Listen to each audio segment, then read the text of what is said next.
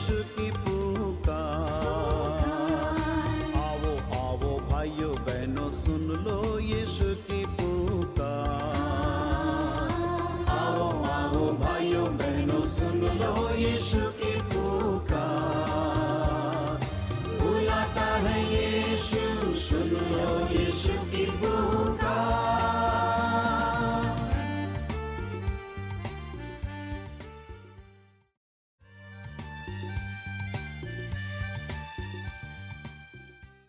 प्रभु यीशु मसीह के अति सामर्थ्य नाम में आप सबों को नमस्कार। मित्रों, आज के इस दिन के लिए हम परमेश्वर का धन्यवाद करते हैं। आज मैं आपका ध्यान उन सारे जगहों में, विशेष रूप से पवित्र शास्त्र बाइबल के नए नियम की पुस्तक में उन सारे जगहों पर ले जाना चाहता हूं जहां पर प्रभु यीशु मसीह अपना हाथ बढ़ा करके लोगों को छुआ, स्पर्श किया।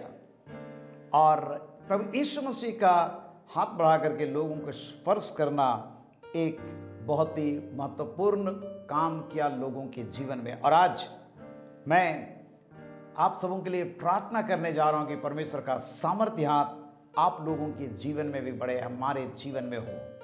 मरकुस रचित सुसमाचार उसका 10 अध्याय 13, 14, 15, 16 पद में हम पढ़ते हैं, प्रभु यीशु मसीह बालकों को आशीर्वाद देने के लिए अपना हाथ बढ़ाया। फिर लोग बालकों को उसके पास लाने लगे कि वह उन पर हाथ रखे। क्या विशेषता थी प्रभु यीशु मसीह के जीवन में कि माता पिता अपने बच्चों को प्रभु यीशु मसीह के पास में ला रहे हैं ताकि वह उन पर हाथ रखे। परंतु प्रभु यीशु मसीह के चेले भीड़ को देख करके बच्चों को आने से मना कर रहे थे। यीशु मसीह उनको देखकर कहा, बालकों को मेरे पास आने दो और उन्हें मना मत करो, क्योंकि परमेश्वर का राज्य ऐसों ही का है। और इस प्रकार से प्रभु यीशु मसीह कहा, मैं तुमसे सच कहता हूं कि जो कोई परमेश्वर के राज्य को बालक के समान ग्रहण नहीं करेगा वो उसमें कभी भी प्रवेश करने नहीं पाएगा। और लिखा है मरकुस 10 अध्याय 16 पद में, और उसने उन्हें अर्थात बालकों को गोद में लिया और उन पर हाथ रखकर उन्हें आशीष दी। अर्थात प्रभु यीशु मसीह बालकों को आशीर्वाद देने के लिए हाथ बढ़ाया। आज हमारे जीवन में भी ये बड़ा महत्वपूर्ण स्थान रखता है। हम अपने गुरुजनों से आशीर्वाद प्राप्त करना चाहते हैं, अपने माता पिता से आशीर्वाद प्राप्त करना चाहते हैं, बुजुर्गों से आशीर्वाद प्राप्त करना चाहते हैं और धर्म गुरुओं से आशीर्वाद प्राप्त करना चाहते हैं। और इसलिए हम लोगों के सामने सर झुकाते हैं और हम अपेक्षा करते हैं लोग हाथ रख करके हमें आशीर्वाद दें। और ये बहुत अच्छी आदत है। परमेश्वर के अनुग्रह को आज हम जानते हैं, वो महान परमेश्वर कितना सामर्थी है। यशायाह नबी 49 अध्याय में इस प्रकार से कहता है, यशायाह नबी की पुस्तक 49 अध्याय 14 पद से 16 पद तक में, कि जन्माई हुई माँ अपने बालकों को भूल सकती है, बच्चों को दया नहीं कर सकती है। दूध पिलाने वाली माँ अपने बच्चे को भूल जा सकती है, परंतु परमेश्वर मुझको आपको नहीं भूलता है। और आज वो अपने सामर्थ्य हाथ को मेरे आपके जीवन में बढ़ाना चाहता है ताकि हमें परमेश्वर का आशीर्वाद मिले। और परमेश्वर का आशीर्वाद जब मिलेगा हम निश्चित रूप से ईश्वर की आशीष की भरपूरी में हम लगातार आगे बढ़ने पाएंगे। सो प्रभु यीशु मसीह का जो उद्देश्य था हाथ रखने का, बालकों को गोद में लेने का, वो है आशीर्वाद देने के लिए। और आज परमेश्वर का आशीर्वाद हमें चाहिए। प्रभु से हम यही प्रार्थना करेंगे, प्रभु अपने सामर्थ्य हाथ को हमारे जीवन में बढ़ा। दूसरी जगह हम देखते हैं मरकुस रचित सुसमाचार उसका 8 अध्याय 22 पद से 25 पद तक में, जहां इस प्रकार से हम पढ़ते हैं। यहां पर हम देखते हैं किस प्रकार से प्रभु यीशु मसीह एक अंधे व्यक्ति को चंगा करता है। वे बैतसैदा में आए और लोग एक अंधे को उसके पास लाए और उससे विनती की कि यीशु मसीह उसको छुए। वह उस अंधे का हाथ पकड़कर उसे गांव के बाहर ले गया और उसकी आंखों में थूकर उस पर हाथ रखे और उससे पूछा, क्या तू देखता है? उसने आंख उठाकर कहा, मैं मनुष्यों को देखता हूं कि वे मुझे चलते हुए पेड़ों के समान दिखाई देते हैं। तब प्रभु यीशु मसीह दोबारा उसके आंखों पर हाथ रखे और अंधे ने ध्यान से देखा, वो चंगा हो गया और सब कुछ साफ साफ देखने लगा। प्यारो, परमेश्वर आशीर्वाद देने के लिए हाथ रखता है। और दूसरी बात यहां पर देखते हैं, खास रूप से इस अंधे व्यक्ति के आंख को यीशु मसीह स्पर्श कर रहा है। और जब प्रभु यीशु मसीह इस अंधे व्यक्ति को छू लिया, वो साफ साफ देखने लगा। आज हमारे शरीर में कई विशेष अंग हैं, नाक, मुंह, जीभ, कान, चमड़ा, और ये सारे अंग बहुत ही महत्वपूर्ण अंग हैं जो हमारे भावनाओं को जागृत करते हैं। और आंख जिससे हम देखते हैं, नाक जिससे हम सूंघते हैं, कान जिससे हम सुनते हैं, और हमारा जो स्किन, चमड़ा, जिससे हम महसूस करते हैं, जीभ जिससे हम चखते हैं, इन सभी अंगों में आंख सबसे मुख्य अंग है। और दूसरे शब्दों में आंख को कहा गया ये प्रवेश द्वार है इन सारे ज्ञानेंद्रियों में। आंख प्रवेश द्वार है। और इसलिए लूका रचित सुसमाचार में इस आंख के विषय में इस प्रकार से हम पढ़ते हैं, लूका 11 अध्याय और उसका 34 पद, तेरे शरीर का दिया तेरी आंख है। तेरे शरीर का दिया तेरी आंख है। इसलिए जब तेरी आंख निर्मल है तो तेरा सारा शरीर भी उजाला है, परंतु जब वह बुरी है तो तेरा शरीर भी अंधेरा है। प्यारो, अगर हमारी आंखें बुरी है तो हमारा पूरे शरीर को ये अंधेरा करने की ताकत रखता है। और इसलिए आज हमारे आंखों को ठीक होना बहुत जरूरी है। और इसलिए इन सारे ज्ञानेंद्रियों में आंख के ऊपर आज भारी आक्रमण है। दूसरा कोरिन्थ उसका 4 अध्याय में पौलुस प्रेरित इस प्रकार से कहता है वचन में, दूसरा कोरिन्थ 4 अध्याय 4 पद में, और उन अविश्वासियों के लिए जिनकी बुद्धि इस संसार के ईश्वर ने अंधी कर दी है, ताकि मसीह जो परमेश्वर का प्रतिरूप है उसके तेजों में सुसमाचार का प्रकाश उन पर ना चमके। मतलब आंख बंद हो जाती है, आंख देखते हुए भी हम नहीं देख पाते हैं, परमेश्वर के वचन को हम समझ नहीं पाते हैं। और इसलिए आज इस आंख के ऊपर में प्रभु यीशु मसीह का हाथ पड़ना बहुत जरूरी है। और जब प्रभु यीशु मसीह का हाथ हमारे ऊपर में बढ़ेगा, प्यारो, हम और आप आंखों से अच्छी तरह से हम देखने पाएंगे और लोगों को हम पहचानने पाएंगे। आज हम मनुष्य को कभी कभी नहीं पहचानते हैं और अपने प्रियों को भी नहीं पहचानते हैं, पड़ोसियों को नहीं पहचानते हैं, भला बुरा कहते हैं। और हमारा जो दृष्टिकोण है लोगों के प्रति एक अलग ही प्रकार का होता है। और इसलिए प्यारो, प्रभु यीशु मसीह हमारे दृष्टिकोण को बदलना चाहता है, परिवर्तित करना चाहता है, हमारे आंखों को आज चंगा करना चाहता है, ताकि हम अच्छी तरह से देखने पाएं प्यारो, और समझने पाएं कि कौन व्यक्ति कैसा है, और हम अच्छी चीजों को देखने पाएं इस संसार के अंदर में। प्रभु यीशु मसीह इसलिए उस अंधे व्यक्ति के आंख को स्पर्श किया और उसको चंगा किया।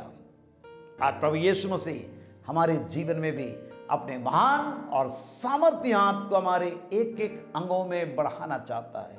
तीसरी जगह देखते हैं जहां पर प्रभु यीशु मसीह एक बहरे और हकले व्यक्ति को छू करके चंगाई देता है। मरकुस रचित सुसमाचार gospel of mark chapter 7 versus 31 to 35, 31 पद से 35 पद तक। फिर वह सूर और सैदा के देशों से निकलकर दिकापुलिस से होता हुआ गलील की झील पर पहुंचा। तब लोगों ने एक बहरे को जो हकला भी था उसके पास लाकर उससे विनती की कि अपना हाथ उस पर रखे, प्रभु यीशु मसीह हाथ उस पर रखे। तब वह उसको भीड़ से अलग ले गया और अपनी उंगलियां उसके कानों में डाली और थूक कर उसकी जीभ को छुआ और स्वर्ग की ओर देखकर भरी नजर से उससे कहा, इफ्फता अर्थात खुल जा।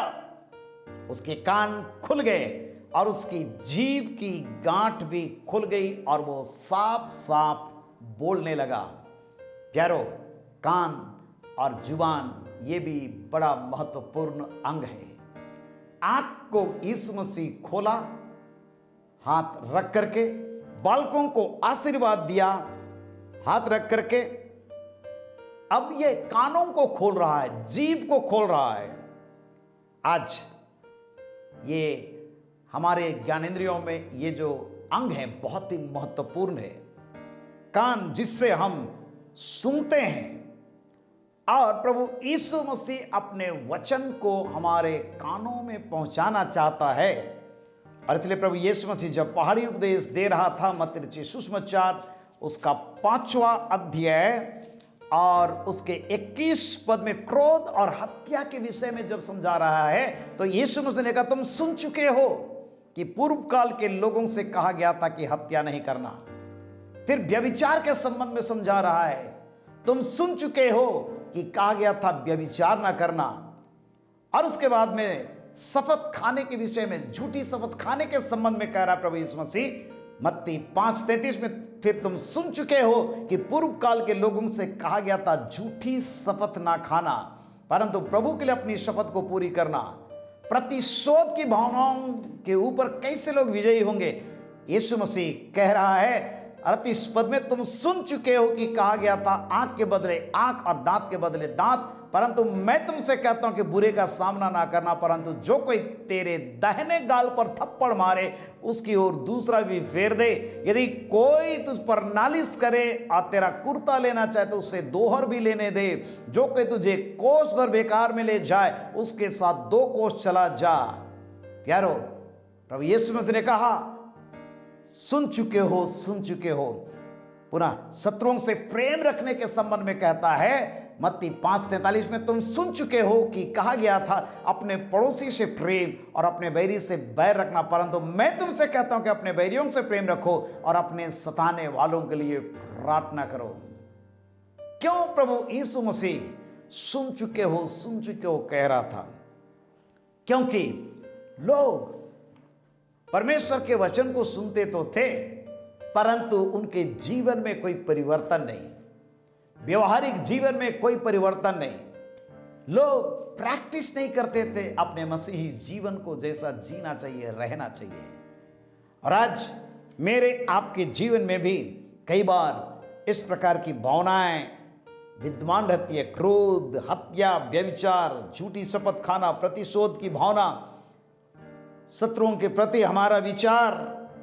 आज इन सारे चीजों के ऊपर में जयवंत होने के लिए जरूरी है कि हम परमेश्वर के वचन को अच्छी तरह से सुने, समझें और बूझने पाएं और अपने जीवन को परमेश्वर के वचन के अनुसार ढालें ताकि मेरा आपका जीवन परमेश्वर की महिमा के लिए इस्तेमाल होने पाए।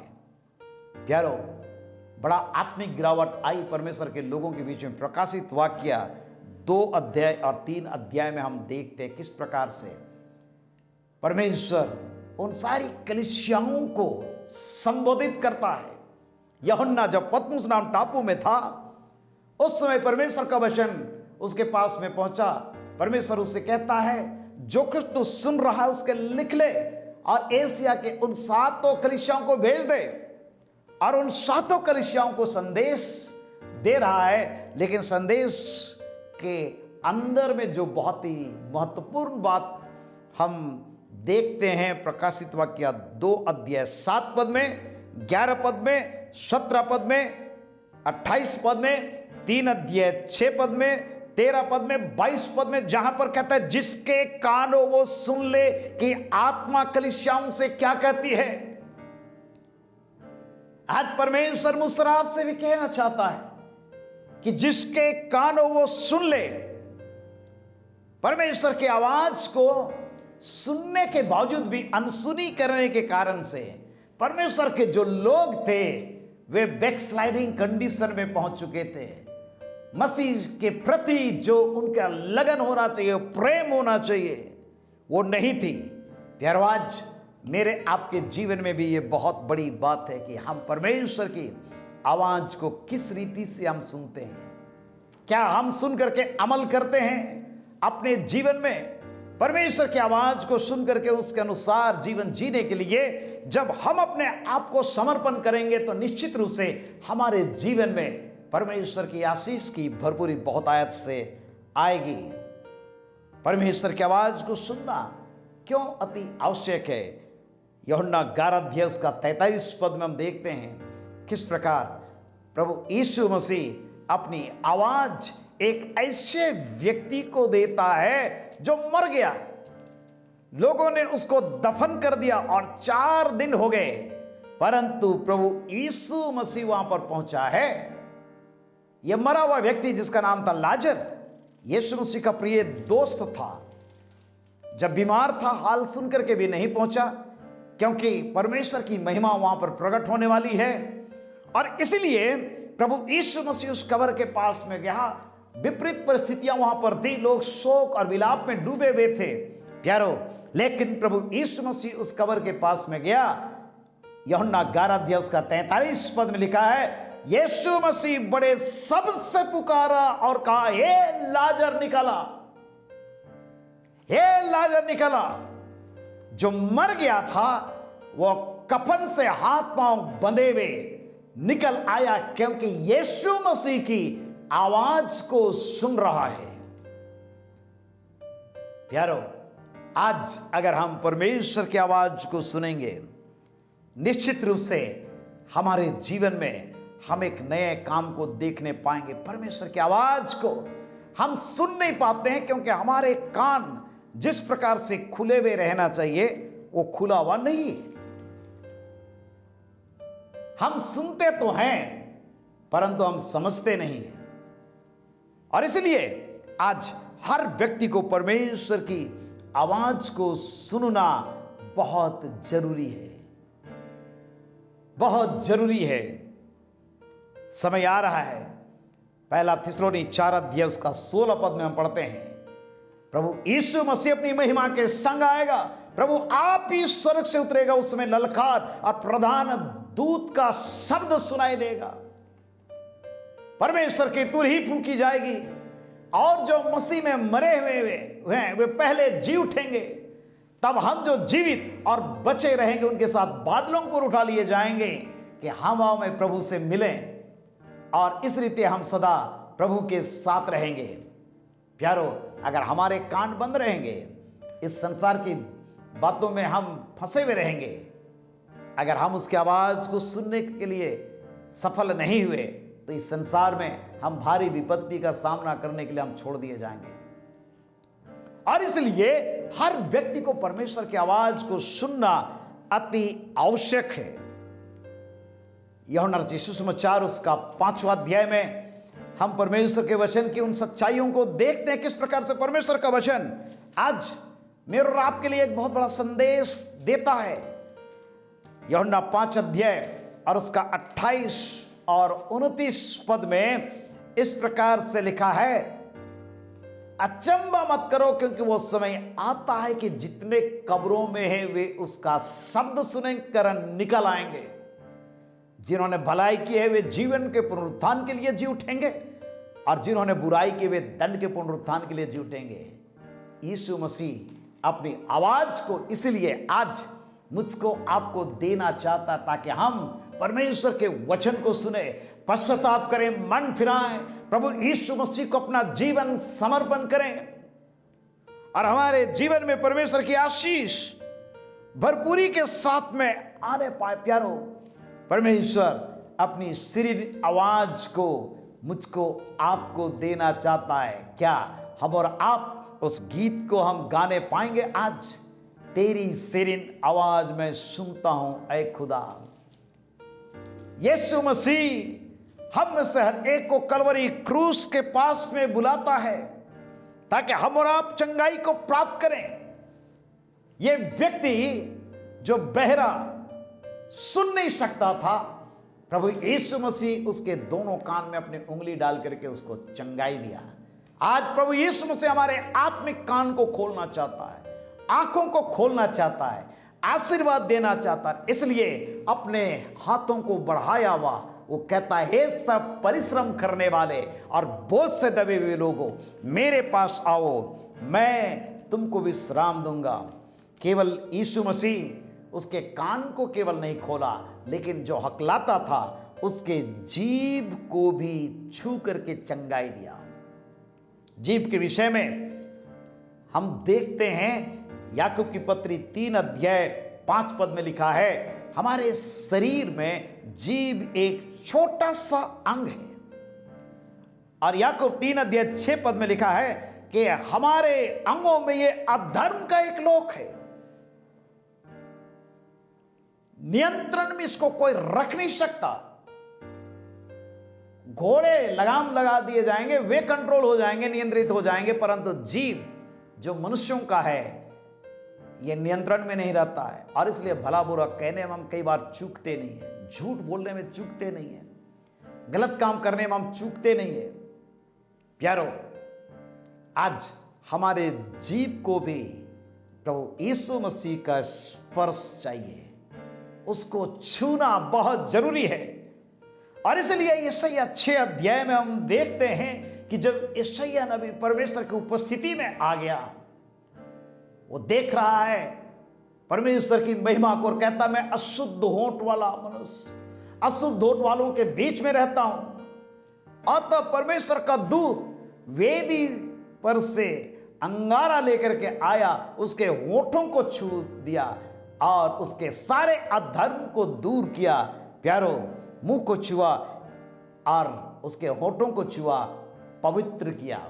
आज प्रभु यीशु मसीह भी हमारे आपके जीवन में काम करना चाहता है। इसलिए पेंतीकोस्त के दिन, प्रेरितों के काम 2 अध्याय पहले पद में हम देखते हैं, जब पेंतीकोस्त का दिन आया सभी इकट्ठे थे और एकाएक आकाश से बड़ी हड़हड़ाहट का शब्द सुनाई दे रहा है, आग की सी जीभें फटती हुई दिखाई दी।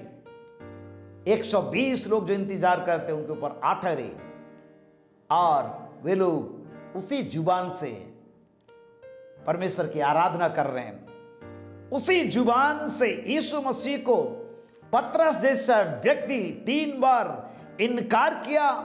आज उसके जीभ में, जुबान में इतनी कॉन्फिडेंस आ गई कि वो 11 प्रेरितों के साथ में खड़े होकर के प्रभु यीशु मसीह का प्रचार कर रहा है।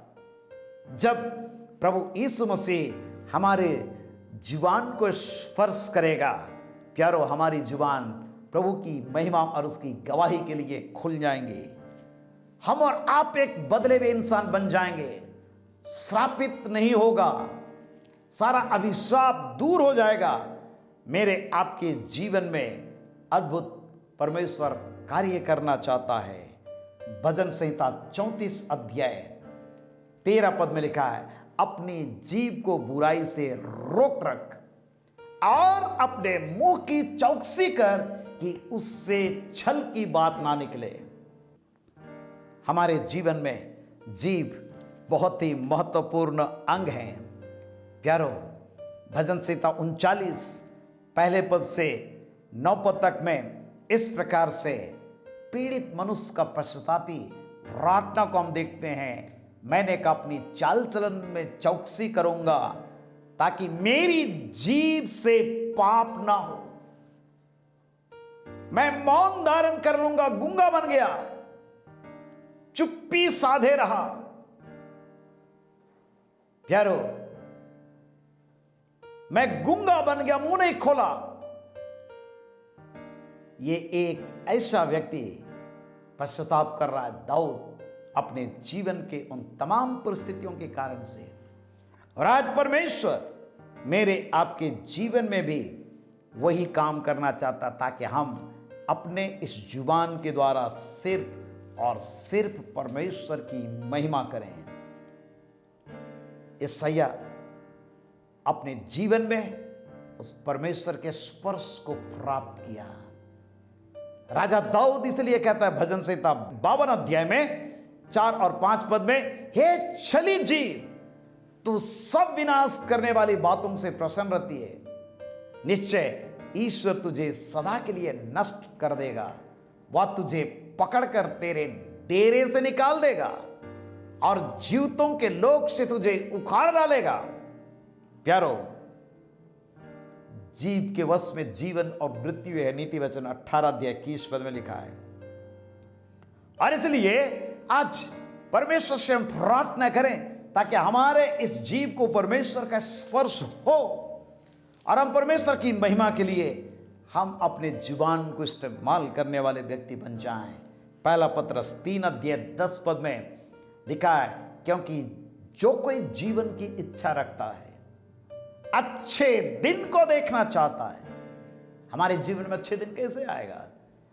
वह अपनी जीभ को बुराई से, अपने होठों को छल की बातों को करने से रोके रहे, बुराई का साथ छोड़े, भलाई करे, मेल मिलाप को ढूंढे और उसके यत्न में रखे, और तब प्रभु की आंखें परमेश्वर के लोगों पर रहेंगी और परमेश्वर अद्भुत कार्य करेगा।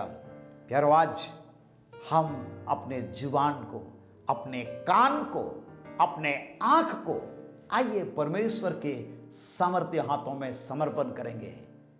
ये बालक के समान स्वभाव लेकर के हम उसके गोद में आ जाएं और परमेश्वर में आशीर्वाद देगा, हमारे जीवन में एक नया मोड़ लाएगा। ईश्वर की आशीष हमारे जीवन में आएगी। आइए आंखें बंद करें, हम प्रार्थना करें। सर्वशक्तिमान पिता परमेश्वर, आपका सामर्थ्य हाथ हमारे जीवन में बढ़े। बालकों के समान दीनता की आत्मा दे, नम्रता की आत्मा दे। हमारे आंखों को छूले, स्पर्श कर, कानों को छूले, स्पर्श कर, हमारे जुबान को छूले, पवित्र कर दे, ताकि ये सारे ज्ञानेंद्रियां आपकी महिमा के लिए इस्तेमाल हो। पापों को क्षमा कर पिता। हम अपने जुबान से जो कुछ भी कहा है किसी के विषय हमें क्षमा कर दे, पवित्र कर दे। आंखें शुद्ध और पवित्र हो जाए, हम तेरी वाणी को अपने कानों से सुनने पाए। हमारी सहायता कर। हमारे प्रियों पर आपका अनुग्रह और आशीष मांगते हैं पिता। जो बीमार है प्रभु उनको चंगाई दे, अपने सामर्थ्य हाथ को बढ़ा, हर एक के जीवन में अपनी महिमा को प्रकट कर। हर एक के पारिवारिक जीवन में आप प्रभु जी अपने सामर्थ्य हाथ को बढ़ा, परेशानियों को दूर कर, सारे तकलीफों को दूर कर, सारी चिंताओं को दूर कर, अपनी अलौकिक आशीष की भरपूर हर एक के जीवन में दे। यीशु मसीह के सामर्थ्य नाम में मांगते हैं, आमीन।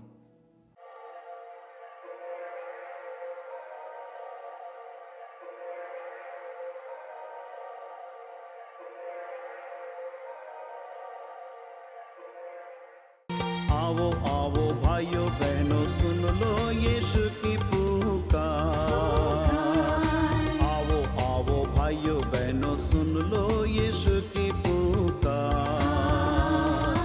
आओ आओ भाइयों बहनों, सुन लो यीशु की